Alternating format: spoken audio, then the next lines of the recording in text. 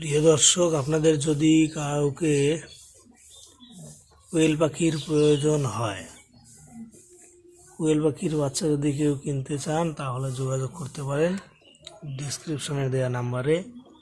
আমাদের এখানে দুই জাতের কোয়েল পাখি আছে।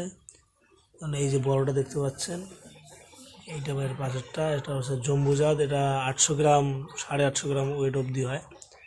তারপরে এমনি নর্মালি যেটা এই ছোটো জাতটা আছে, এটা ছোটোই হয়, এই রকমই হয়, 350-400।